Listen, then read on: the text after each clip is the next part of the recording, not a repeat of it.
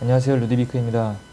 네, 이번 영상에서는 트랜스리스 전원 회로의 원리에 대해서 알아보고 선정하는 방법에 대해서 소개를 해드리겠습니다. 네, 영상에 보이시는 이 트랜스리스 회로를 가지고 설명을 드릴 거고요. 이 한 키트는 12V 30mA의 사양이고, 이 아래쪽 키트는 5.1V 60mA 사양의 키트입니다.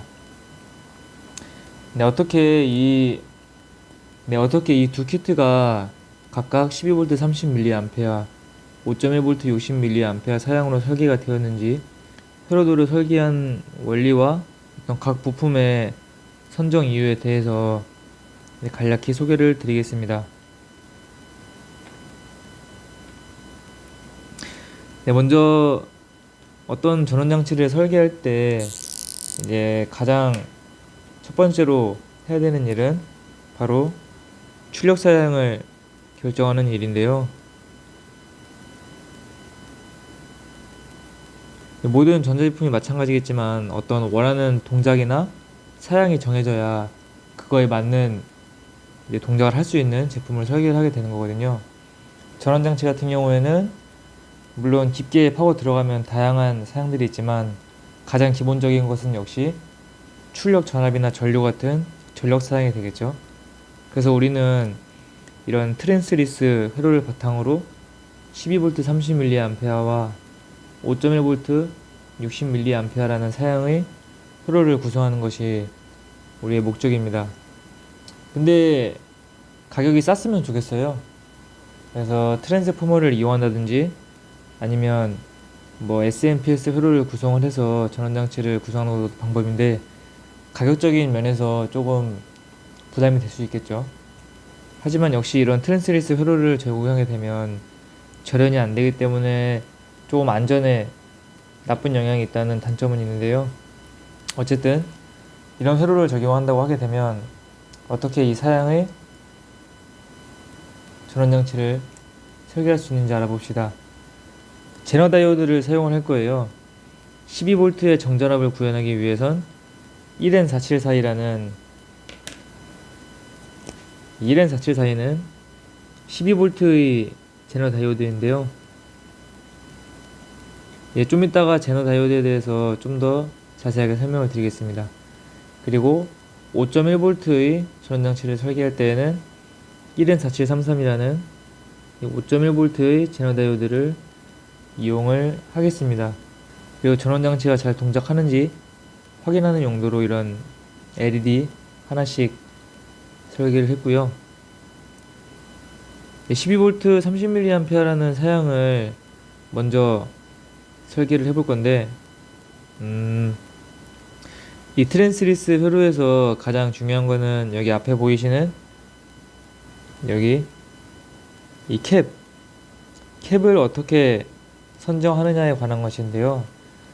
우리가 회로 이론에서 배웠던 공식 하나가 있습니다. 이 캐패시터의 임피던스,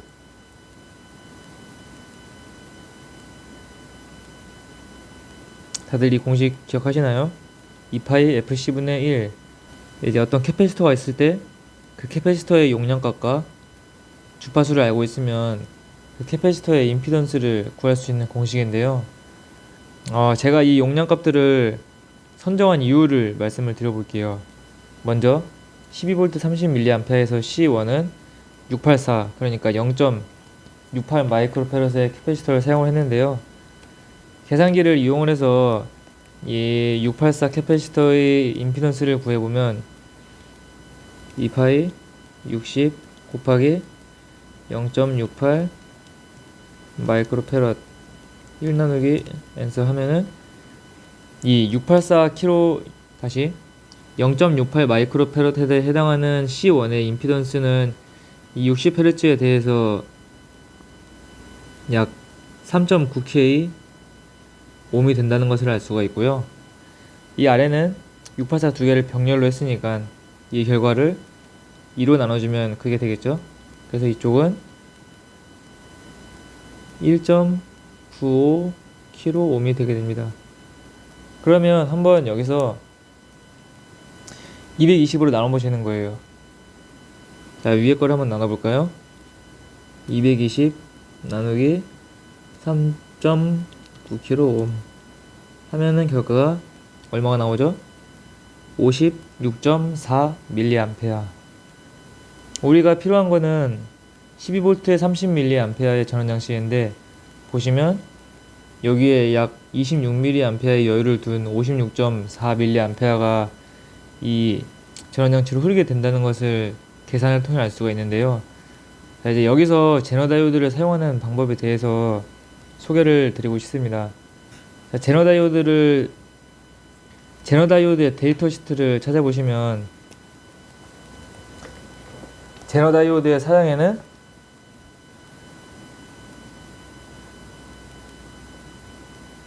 뭐 이런 가장 대표적인 전압 사양이 있고요. 그리고 한 가지 이제 같이 확인해 보실 거는 이 IZT라는 노미널 커런트 사양이 있습니다. 근데 이 노미널 커런트라는 것은 그 제너 다이오드가 이 IZT만큼의 전류가 흐를 때 이 해당 전압을 유지를 한다는 그런 특성인데요. 이 1N472 제너 다이오드 데이터 시트를 찾아보시면 이 친구의 노미널 커런트는 21mA가 되고요. 이 친구가 최대로 잡아줄 수 있는 전류는 76mA가 됩니다. 그리고 아래에 있는 5.1V의 1N4733은 노미널 커런트가 49mA고요. 최대로 잡아줄 수 있는 전류는 178mA가 됩니다. 자, 이게 무슨 말이냐? 여기서 이제 제너 다이오드를 사용하는 방법에 대해서 알 수가 있는데요. 이 제너 다이오드는 댐 같은 녀석이에요. 무슨 이야기냐 하면은, 제너 다이오드는 이 최대 1N474 같은 경우는 76mA, 1N4733은 178mA의 전류를 자기가 이렇게 일단 자기가 소모를 하고 있을 수가 있어요. 이런 소모를 하고 있다가 뒷단에서 부하가 필요하면은 그만큼은 내주는 거죠. 이게 무슨 말이냐 하면, 76mA의 전류를 자기가 소모를 하고 있다가 뒷단에서 30mA 주세요 하면은 30mA는 주고 나머지 46mA는 지가 소모를 한다는 겁니다. 하지만 이때 이 21mA의 전류는 흘러주어야 이 제너다이오드의 양단 전압이 12V로 유지가 된다는 겁니다. 네, 이게 제너다이오드를 이용한 회로를 설계할 때 이제 좀 주안을 두어서 생각을 해줘야 되는 부분이고요. 마찬가지로 이 5.1V의 1N4733 제너다이오드를 이용을 하면은 최대로 잡아줄 수 있는 전류는 178mA가 되는데, 만약에 부하에서 60mA 주세요 하면은 얘는 118mA까지 잡아줄 수가 있다는 이야기입니다. 근데 물론 현실적으로 이 최대 전류를 다 끌어주지는 못하고요. 그러면 이런 제너다이오드에서 열이 엄청나게 많이 발생을 하기 때문에 그거는 실험을 하면서 여러분들께서 한번 확인을 해보시면 좋은 공부가 되실 것 같습니다. 네, 그리고 여기 노미널 커런트라는 이 사양을 소개를 해드렸는데요. 실제 뭐 제품을 이제 공부를 하시다 보면은 이 노미널 커런트보다 낮은 사양에서 제너다이오드가 동작을 하도록 설계가 된 제품들도 많이 있습니다. 네, 이거는 일단 데이터 시트를 기준으로 말씀을 드린 거니까요. 참고를 하시면 좋겠습니다. 네, 그러면 다시 돌아가 볼게요. 여기서 3.9kΩ을 이용을 하면은 여기로 흐르는 전류는 약 56.4mA 정도로 계산이 되는데요. 우리가 필요한 거는 12V 30mA의 전원장치였고, 이 제너다이오드는 21mA의 노미널 커런트를 갖고 있으니까 이 친구가 약 56mA에 가까운 전류를 갖고 있다가 부하가 30mA 주세요 하면 30mA는 주고 나머지 26mA 정도는 자기가 소모를 하고 있는 거죠. 이제 그런 과정을 통해서 이 제너 다이오드의 양단 전압은 12V를 유지할 수가 있게 되는 겁니다. 그러면 마찬가지로 여기에 사용한 이런 캐패시터들의 선정 이유도 알 수가 있겠죠. 네, 이 50V 47 마이크로 암페어 다시 50V 47 마이크로 페럿의 캐패시터 리플 커런트 사양은 133mA가 되고요. 이거는 데이터 시트를 참고하시면 됩니다. 35V 22 마이크로 페럿은 57mA의 리플 커런트 사양을 갖고 있습니다. 그래서 출력 장치가 요구하는 사양보다는 좀 더 여유롭게 부품을 사용을 했고요. 이 부품을 사용하는 이유는 이것보다 낮은 사양을 사용해도 되는데 크게 가격의 차이도 없고 좀 더 이 전압의 안전성을 위해서 여유로운 용량의 캐패시터를 사용을 했습니다. 그러면 여기 있는 1W 22ohm의 저항이 두 개가 쓰였는데 이거는 왜 썼냐 이렇게 궁금해 하실 수가 있어요. 그 이유는 돌입 전류도 방지하고 제너 다이오드의 전압을 좀 더 안정적으로 확보하기 위해서인데요. 여기에 12V가 걸리죠. 제너 다이오드의 양단의 전압이니까. 그러면 여기의 전압은 얼마일까요? 여기로 흐르는 전류가 약 56mA가 되니까 여기에 22를 곱하시는 거예요. 그러면 1.24가 되겠죠. 그러면 이 저항을 통해 저항 양단에 걸리는 전압이 1.24V니까 여기는 13.24V가 되게 됩니다. 제너 다이오드에 이런 저항 없이 바로 12V가 걸리게 하는 것보다는 이렇게 저항 하나를 거쳐서 12V가 걸리게 해주는 것이 회로적으로 안전합니다. 네, 그리고 이런 저항이 없으면 원래 여기가 만약에 저항이 없이 그냥 0ohm이라면 이 전원을 인가했을 때 여기에 순간적으로 큰 돌입 전류가 흐르겠죠. 네, 이런 상황을 저항을 이용해서도 방지할 수가 있게 됩니다.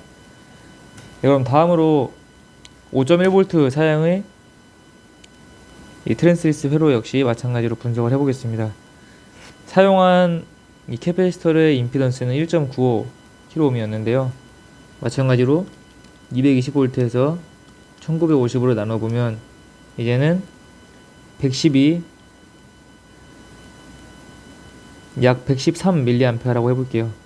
113mA가 흐르게 되는데요. 우리가 필요한 건 5.1V 60mA 사양의 전원장치잖아요.